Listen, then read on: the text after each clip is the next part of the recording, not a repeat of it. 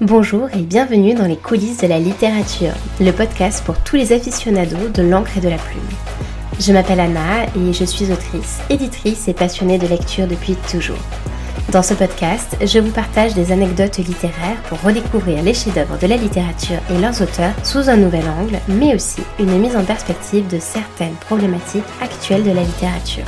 Alors, prêt à entrer dans la secte des adorateurs de mots avec moi ? Bonjour à toutes et à tous, je suis ravie de vous retrouver pour un nouvel épisode des Dessous de la littérature.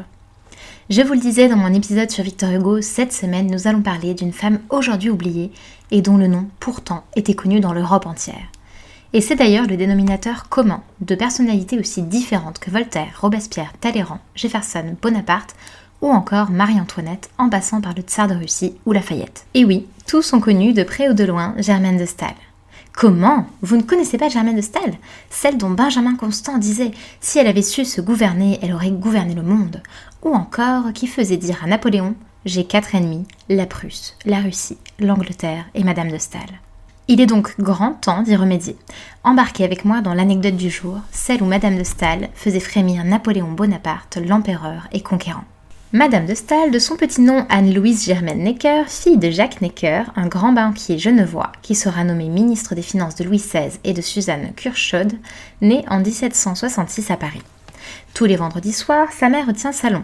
Entendez, un salon littéraire qui est alors très couru et où sa fille, la petite Louise, future Madame de Staël, éblouit déjà par sa vivacité d'esprit. À 12 ans, elle a déjà écrit une comédie en 2 actes, Les Inconvénients de Paris. Elle est éprise des vers de Shakespeare et elle rencontre Voltaire. Diderot vient chaque vendredi au salon, tout comme Buffon ou Beaumarchais. En 1786, elle épouse le baron Erik de Staël-Holstein, un aristocrate suédois.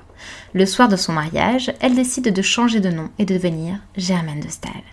Bon, ce mariage sera un fiasco, son époux était insipide et sans esprit, d'après ses propres mots à elle, contrairement à Germaine, qui est vive et fascinante dans sa conversation. Et d'ailleurs, comme je vous le disais, elle sera surnommée plusieurs fois femme la plus intelligente d'Europe à son époque. Dès son mariage, donc, Germaine de Staël prend la relève de sa mère et tient désormais le salon à sa place, rue du Bac, à Paris. Elle assistera aux États généraux et à la Révolution française. D'abord en faveur d'une monarchie constitutionnelle, elle deviendra plus tard républicaine, discutant des heures durant du meilleur système politique, pendant une période où tout est encore à inventer, avec Benjamin Constant, son futur amant. Lorsque le Directoire se met en place et que plus tard Napoléon prend le pouvoir, elle n'a de cesse de défendre les libertés individuelles.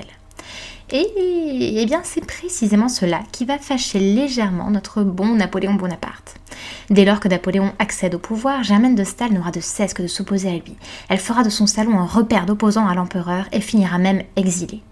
Voilà un bel exemple, voire même une personnification de l'opposition qu'il peut y avoir entre littérature et pouvoir.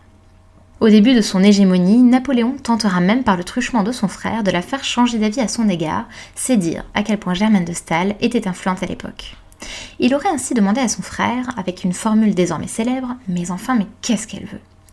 La réponse, cinglante, fuse, et je cite, elle répond à Joseph, le frère donc de Napoléon. « Il ne s'agit pas de ce que je veux, mais de ce que je pense. Ce qui caractérise le gouvernement de Bonaparte, c'est un mépris profond pour toutes les richesses intellectuelles de la nature humaine. Vertu, dignité de l'âge, religion, enthousiasme. Il voudrait réduire l'homme à la force et à la ruse et désigner tout le reste sous le nom de bêtise ou de folie. Ce que veut donc Germaine de Staël, c'est résister au pouvoir absolu, analyser la politique et surtout avoir une liberté d'expression. L'opposition est totale. Elle s'insurge contre les invasions et les conquêtes napoléoniennes en Europe. Elle publiera son livre « De l'Allemagne » ou encore « Delphine », un roman dans lequel elle érige la liberté individuelle et l'Europe des nations en principe suprême. Le résultat, c'est un exil ordonné par Napoléon dès 1803 de Paris. Bon, bien sûr, là comme ça, exilé d'une seule ville, on peut se dire que la sentence semble légère.